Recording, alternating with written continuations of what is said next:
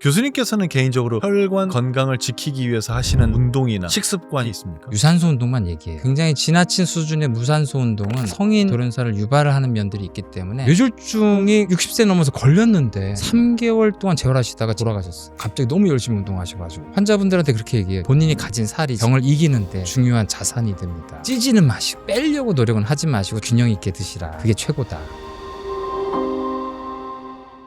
안녕하세요, 한석준입니다. 이 시대 진짜 대가들의 순도 높은 지식을 전하는 지식인 초대석, 오늘은 전 국민의 뇌 건강 주치 이승훈 교수님과 함께합니다. 어서 오십시오. 얼마 전에 미국에서 건강을 위한 지침이 새로 발표가 됐는데 과연 이래도 되나 싶은 놀라운 조항들이 몇 개가 있습니다. 좀 읽어보면 매 끼니의 단백질을 섭취해야 된다라면서 체중 1kg당 하루에 1.2에서 1.6g의 단백질을 섭취를 해야 되고, 그리고 붉은 고기를 많이 먹어라 라고 했단 말이에요. 근데 이 정도 수치가 대충 체중이 만약에 60이라면 한 72에서 96g을 먹으라는 겁니다. 그러니까 기존에 말하던 거에 거의 2배에 가까워요. 이렇게 바뀐 기준에 대해서 어떻게 보십니까? 경악할 만하죠.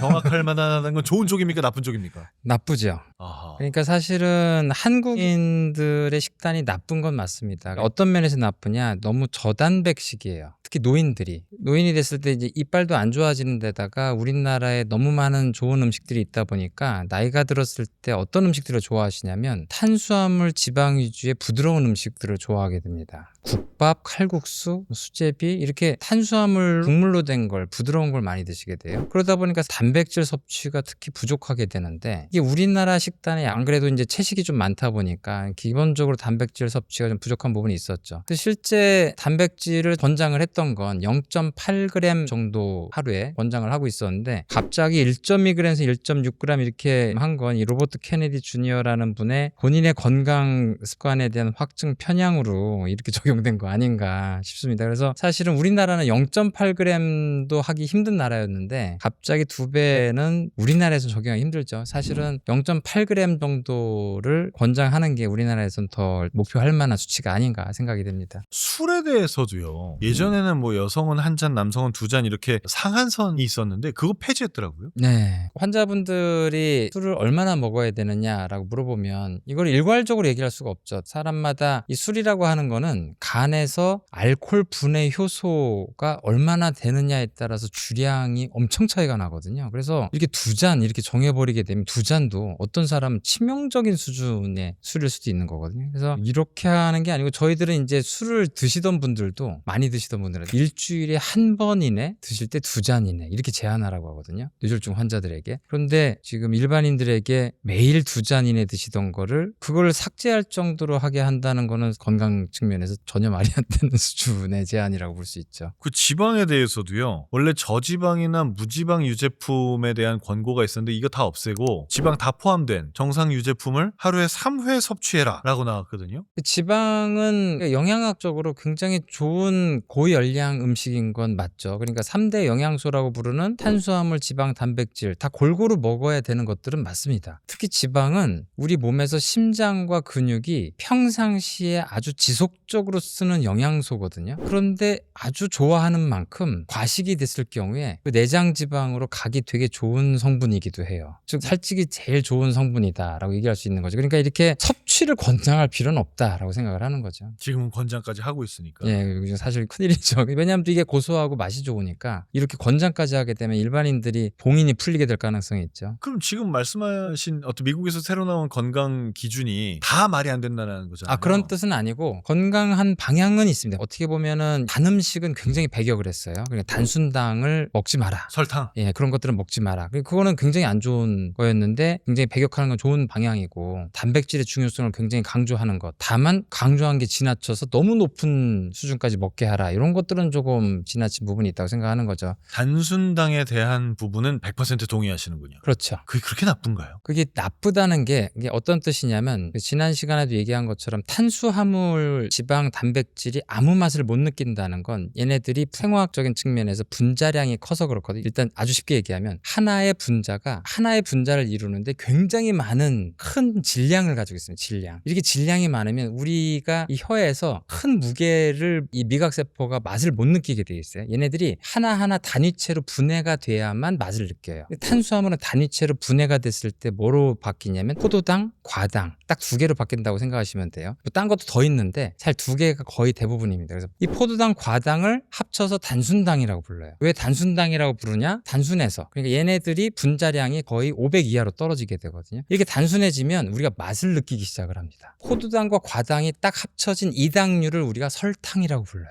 달죠. 과당은 설탕보다 더 달아요. 그래서 액상과당은 설탕보다 더 달고, 아무튼 이 포도당 과당을 먹게 되면 우리가 어떻게 흥분하게 되냐면 와 달다, 와 맛있다 라고 느끼게 됩니다. 포도당과 과당이 많이 있는 음식을 우리가 뭐라고 부르냐면 디저트라고 부릅니다. 이걸 많이 먹게 돼요. 그러니까 단순당이 안 좋은 점은 이 단순당은 우리가 분명히 이 밥을 먹게 되면 분명히 다 분해가 돼가지고 포도당과 과당이 되니까 각각의 성분을 열량으로 쓰겠지만 포도당과 과당으로 인해서 우리는 그 음식을 굉장히 많이 먹게 됩니다. 과식의 원인이 된다. 그래서 단순당이 안 좋은 점은 그 성분 하나가 나쁜 게 아니고 분명히 당신은 과식하게 됩니다. 하기 때문에 안 좋다고 보시면 됩니다. 그러면 결국은 과일이 탄수화물인 밀가루보다도 더 안 좋다는 건가요? 그거는 좀 진화학적인 함의가 있는데요. 그러니까 과일에 대해서 약간 두 가지 의미가 있습니다. 우리가 먹는 과일은 대부분 야생에서 나오질 않죠. 재배하는 거죠. 네, 사람에 의해서 맛있다고 느끼는 것만 돌연변이종으로 내지는 거기에 특이적인 종만 키우는 겁니다. 걔네들을 야생에 갖다 놓으면 거의 다 죽는 이유가 자기들이 생존과 번식에 유리한 종이 아니라는 얘기예요. 큰 과육을 이룬 형태로만 길렀다는 거죠. 즉 사람이 독소도 없고 맛있다고 느끼는 과당만 많은 형태예요. 그래서 비정상적인 형태로 많이 키운 것들이다. 이게 1번. 그다음 두 번째로 과거부터 과일은 먹히기 위해서 이 종자들이 태어났는데 왜 먹히냐? 먹혀야만 이 여러 가지 생물들이 그걸 먹고 돌아다니면서 변을 봤을 때 그 씨로 인해서 주변으로 번식하라고 자기를 먹으라고 만든 거란 말이에요. 먹었을 때 뭐가 유리하냐? 여기 안에 들어있는 과당 성분이 그 당시에 왜 맛있다고 느끼냐면 지방으로 바뀌기 좋기 때문에 그렇습니다. 그러니까 곰이 동면을 하기 전에 왜 이렇게 미친 듯이 산에 있는 수많은 과일들을 먹냐면 이걸 먹었을 때 당장 열량으로 쓰는 것보다 다 뱃살로 가서 나중에 지방으로 다 바꿔놓은 다음에 몇 달 동안 꾸준히 자는 동안 쓸 열량으로 키우기 위해서 그런 거거든요. 그러니까 과당은 기본적으로 우리가 심지어 굶을 때 먹어도 부족하게 먹어도 일정 부분은 지방으로 가요.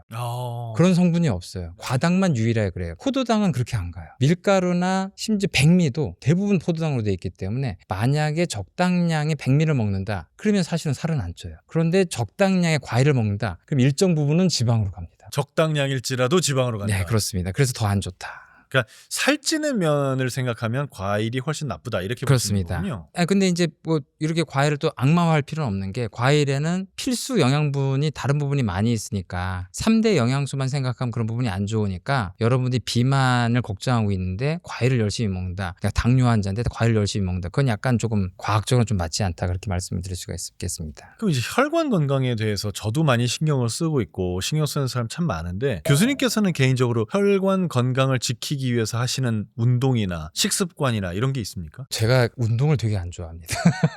운동 엄청 하실 것 같은데. 아닌데 전혀 아니고 제가 이게 체질이 부모님한테 근육질로 받기는 해서 근육은 많은데 머리는 운동을 싫어하라고 받았어요.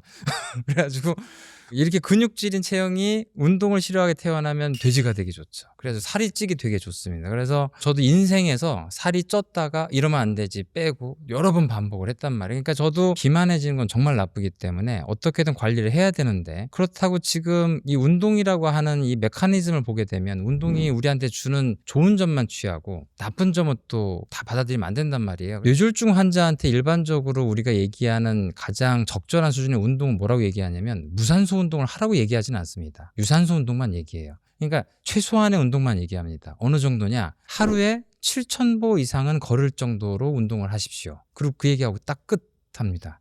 근데 그렇게만 하게 되면 우리나라에서 우리가 노인이 됐을 때 근육량을 유지할 수가 없어요. 나중에 튼튼하게 걷거나 계단을 다니거나 할 수가 없단 말이에요. 그래서 조금 그 무산소 운동을 신경 쓰는 게 낫다. 나이 50 넘어가서는 그 정도는 신경 쓰는 게 좋지 않나 생각을 하고 있습니다. 저 개인적으로는 생각만 하시는 건가요? 하진 않나요? 그렇습니다. 저도 제가 생활하는 걸 여러분들의 말씀드리기 부끄러운 게 저도 이제 운동을 좋아하지 않는 캐릭터를 가지고 있는데 제가 어떻게 한다를 얘기하는 거는 좀 약간 바람직하지 않지 않나 그렇게 생각합니다. 그 다시 말하면 유산소, 무산소가 둘 다 필요하다는 말씀이신데. 네, 그런데 지금 요즘 운동 좋아하시는 분들이 하는 정도의 운동은 좀 지나친 면이 있고, 그리고 특히 마라톤이나 굉장히 지나친 수준의 무산소 운동은 그 성인 급사 돌연사를 유발을 하는 면들이 있기 때문에 운동의 좋은 점은 분명히 그 근육이 어느 정도 스트레스를 준 다음에 그 근육이 다시 더 자라날 수 있을 만한 자극을 주는 거거든요. 근데 그 선이 얼마냐는 거를 우리가 머리에서 아는 건 아니에요. 근데 어느 정도 그 선을 넘게 되면 우리는 운동 중독이라는 상태로 넘어갈 수 있단 말이에요. 머리에서 또 굉장히 거기에 좋을 만한 도파민이나 이런 것들이 나오게 돼서 그러다 보면 그 선을 자기도 모르게 넘게 돼서 나중에는 운동 이상의 해악이 생길 수도 있으니까 너무 많은 운동으로 인해서 좀 문제가 생기는 선은 넘지 않는 범위 내에서 본인들만의 운동의 가이드라인을 좀 지키는 게 좋지 않을까 생각을 합니다. 요새 러닝하는 사람들 참 많지 않습니까? 그럼 적정한 러닝이란 하루에 한 3km, 5km 정도일까요? 사람마다 틀릴 텐데 어떤 사람은 굉장히 힘든 수준일 수도 있겠지만 그게 20대한테는 굉장히 쉬운 수준일 수도 있고 하다 보면 그런데 40, 50대한테는 처음에 갑자기 무리하게 하게 되면 그것 자체로 심장에 큰 무리가 될 수도 있는 거니까 본인한테 맞는 수준으로 서서히 강도를 높여가는 게 좋지 않을까 생각을 합니다. 분명히 운동은 되게 좋은 건데요.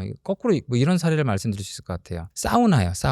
사우나가 사실 우리 몸에는 어떻게 보면 운동 같은 효과를 가져오는 건데 이 사우나란 말의 어원은 핀란드에서 왔잖아요. 이 사우나를 핀란드는 어릴 때부터 해요. 그래서 북유럽 쪽의 데이터를 보면 사우나 건강에 좋다는 데이터 투성입니다. 엄청나게 많아요. 그런데 일본에서는 똑같이 어떻게 보면 사우나 비슷하게 다 반신욕 비슷하게 집에 가면 다 뜨거운 물에 들어가잖아요. 근데 제가 분명히 작년에 본 데이터는 일본에서는 목욕탕에서 사망하는 사람이 19,000명이라고. 네. 1년에 19,000명. 19,000명은 일본에서 교통사고보다 많다고. 그러니까 이건 어떻게 보면은 운동이라고 따지면 몸에서 이 체온 변화를 견딜 수 있는 수준을 넘어서는 목욕을 막 한다는 거잖아요. 사우나 하러 목욕탕에 들어가서 그 안에서 실신하는 거죠. 기절한 상태에서 목욕탕 안에 스르르 빠져들어가서 익사하시는 분들이 많은 거예요. 근데 핀란드에서는 그런 일은 벌어지지 않고. 그러니까 건강에 좋은 사우나와 건강에 좋은 운동, 건강을 넘어서는 선을 넘는 수준의 운동과 사우나 이게 뭔지는 사람마다 틀린 거니까 그 선을 잘 지키는 게 좋다라고 생각을 합니다. 그러면 혈관에 대해서 좀 여쭤보자면 혈관이 막히면 뇌에서 막히면 이제 뇌졸중이 생기는 거고 몸에서 막혀도 이제 문제가 생기는 건데 이 혈관이 막히는 것만큼이나 혈관 벽의 건강 상태도 중요하다고 하던데 맞나요, 그건? 같은 말이라고 같은 생각하시면 말입니까? 예, 그러니까 혈관이 박히는 과정을 보시면 혈관이 안에 콜레스테롤 덩어리가 쌓이면서 변하는 과정을 동맥경화증이라고 한다. 근데 이게 뇌혈관에 생기는 병이 뇌졸중, 심장을 먹여 살리는 관상동맥에서 생기는 게 심근경색증, 팔다리에 생기는 거를 이제 사지동맥경화증. 이 세 가지가 대표적인 동맥경화증의 병인데 그게 다 혈관벽의 건강이 나빠서 생기는 병입니다. 혈관 벽의 건강을 그럼 관리하는 것도 가능합니까? 혈관벽의 건강이라는 게 건강한 사람이라는 건 혈관벽의 탄력성을 유지하는 게 가장 중요한 부분일 텐데요. 첫 번째로 이제 고혈압이 안 생기는 거고요. 고혈압이 생겨서 이제 계속 스트레스를 줄 때 이제 결국에는 기질적인 고혈압으로 변하게 되는 거고, 그리고 이제 혈관에 상처를 유발하게 됩니다. 고혈압 같은 게, 그 담배 같은 게 상처를 유발하게 되면 빈틈이 생겼을 때 그 사람이 콜레스테롤 같은 게 많게 되면 그 틈을 파고 들어가서 콜레스테롤이 그 안에 살게 돼요. 콜레스테롤은 여기서 원하는 물질이 아니기 때문에 염증이란 과정이 생깁니다. 이 염증이 만성적으로 오래돼서 이 안에서 벌어지는 염증 과정을 당뇨가 그걸 보고 증폭시켜요. 그거를 이제 동맥경화증이라고 하는 거예요. 그러니까 사실은 고혈압, 당뇨, 고지혈증은 동맥경화증을 일으키는 삼중주예요. 이 세 가지가 아주 더 빠른 속도로 일으키게 하는데 하나만 있어도 일어납니다. 사실은 혈관벽의 건강은 그분이 고혈압, 당뇨, 고지혈증이라는 그런 위험 요인이 평상시 정상 레벨 이하다, 과학적으로. 그러면 사실 다른 문제가 있지 않다면 다른 사람보다 그런 문제가 생길 가능성은 굉장히 떨어진다라고 보시면 될 것 같아요.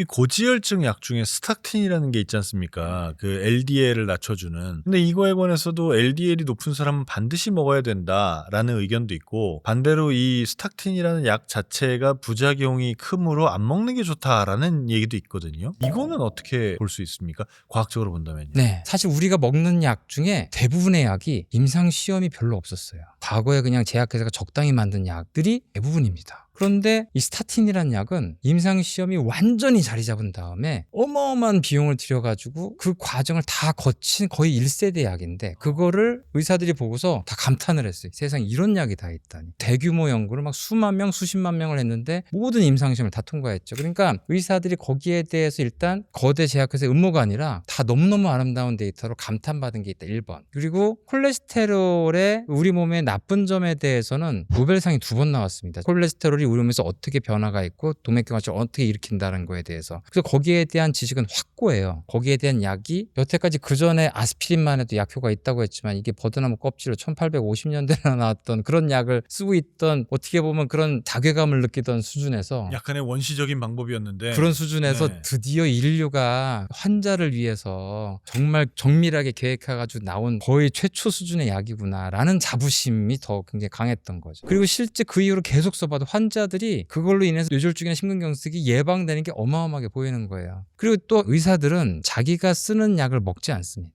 의사들은 방어 효과가 커요. 환자들한테 약을 썼는데 이 약 때문에 어떤 부작용이 있다는 말을 듣기 싫어해요. 그래서 대부분 환자들이 제가 이것 때문에 뭐가 불편해요 그러면은 어떤 피검사나 어떤 증거가 있는 거 아니면은 대부분 이제 완강하게 거부하는 경향이 많습니다. 아니 임상시험 데이터에서 이런 부작용 안 나온다고 했는데 왜 그러는 거지? 라고 하면서 관계가 나빠집니다. 그 관계가 나빠진 게 폭발한 게 지금 같은 스타틴에 대한 여러 걱정이라고 봐요. 그래서 이게 어떤 상황이 된 거냐면 스타틴은 이 약은 우리 모든 몸의 세포의 콜레스테롤 합성을 억제하는 약이에요. 근데 콜레스테롤은 우리 몸 모든 세포에 필요해요. 근데 간과 근육이 제일 많이 합성하는데 간은 자기 것만 쓰는 게 아니라 만들어서 몸에다 보내. 근데 보내면은 동맥경화 만드니까 그래서 억제를 하는 게 제일 중요하니까 만들지 말라고 스타틴이 그걸 하는 거예요. 근데 근육은 억제하면 안 돼요. 근데 스타틴이 가서 억제시키는 거예요. 원래 콜레스테롤이 근육에서 뭘 하냐면 자기 세포막을 보수하는 역할을 해요. 근육세포의 기능을 보수하니까 만약에 이걸 제대로 보수를 못하면 근육 기능이 떨어지겠죠. 그런데 환자들 중에 어떤 사람들이 있냐면 근육세포가 파괴되진 않는데 근육 기능에 이상이 와요. 이 이상이 오면 어떤 느낌이 오냐면 몸이 이상해요 라고 얘기한다면 제가 어제 밤에 자는데 쥐가 자꾸 나요.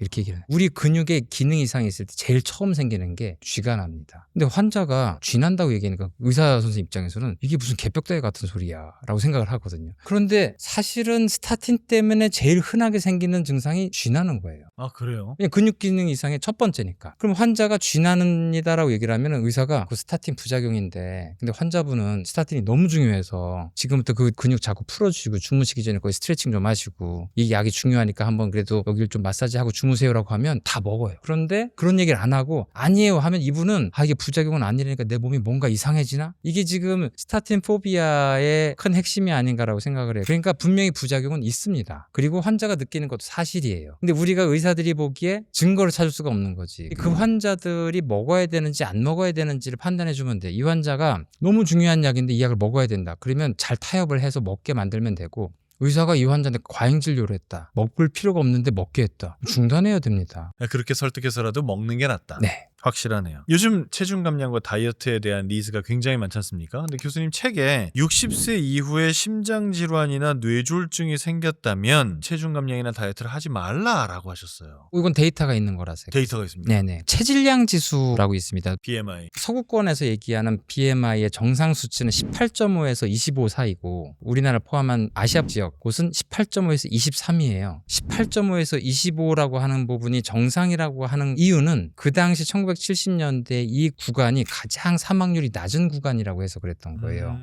그런데 2000년대 이후에 분석을 해보니까 제일 오래 사는 데가 25에서 30이야. 그래서 자꾸 데이터가 이상한데? 라고 하니까 미국의 NIH에 있는 캐서린 플레갈 박사님이 여태까지 나온 데이터 다 분석할게 해가지고 수백만 명 다 모아서 분석했더니 진짜네? 25에서 30 사이가 제일 오래 살아. 미국에서 과체중, 한국에선 비만. 갑자기 기분 너무 좋아요. 26입니다. 비만이 제일 오래 산다고 나오는 그거를 발표를 해요. 그래가지고 전 세계 의학계가 대충격을 받아요. 그리고 우리나라 대한비만학회에서 살찌면 안 된다고 해가지고 작년 전체 환자를 모은 비만 팩트시트를 내는데 거기서 살찌면 안 된다는 데이터를 모았는데 봤더니 우리나라에서 설마요. 아 이거 너무 웃긴데. 우리나라는 비만 그룹이거든. 25에서 30이 거기가 제일 오래 사는 거예요. 남자 여자 토탈. 그래가지고 데이터는 있는데 홍보를 못했어요. 대한비만학회는 살 빼라고 해야 되는데 이 데이터를 얘기하면 살찌라는 얘기잖아. 그래서 제가 어떻게 얘기를 해야 되냐면 뇌졸중이 60세 넘어서 걸렸는데 내가 너무 잘못 살았어라고 본인 되게 자책하십니다. 많은 분들이. 어떤 분도 계셨냐면 나 정말 지금부터 열심히 살 거야 하고 엄청나게 열심히 재활을 하셨어요. 3개월 동안 재활하시다가 재활 중에 돌아가셨어요. 그런 분도 있어요. 갑자기 너무 열심히 운동하셔가지고. 그래가지고 환자분들한테 그렇게 얘기해요. 본인이 가진 살이 지금부터 재활하거나 병을 이기는데 중요한 자산이 됩니다. 찌지는 마시고 빼려고 노력은 하지 마시고 저절로 빠지면 좋다고 생각을 하시고 균형 있게 드시라. 그게 최고다라고 얘기를 하죠. 환자가 된 다음에 살이 더 찌는 건 안 좋지만 과도하게 빼려고 노력하는 것도 역효과다. 근데 저는 일단 개인적으로 굉장히 안심이 됐습니다. 제가 항상 25.5, 26 이 정도 왔다 갔다 하거든요. 그래서 이거를 소위 말하는 정상 범위로 돌려놓기 위한 스트레스를 많이 받고 사는데 안 그래도 되겠네요. 요새 그 얘기 들으셨습니까? 우리나라에서 지금 폐업하고 있는 헬스장이 그렇게 많답니다. 그 이유가 위고비하고 마운자로가 있어서 운동을 안 한대요. 운동의 필요성을 덜 느낀다는 거죠. 근데 위고비, 마운자로 둘 다 효과가 매우 좋은 약이다, 안전한 약이다 라고 얘기는 하지만 아직은 초창기니까 무슨 부작용이 있을지 모른다, 아직 검증 안 된 부작용이 있을 거다 이런 말도 있거든요. 네. 전문가로서는 어떻게 보시나요?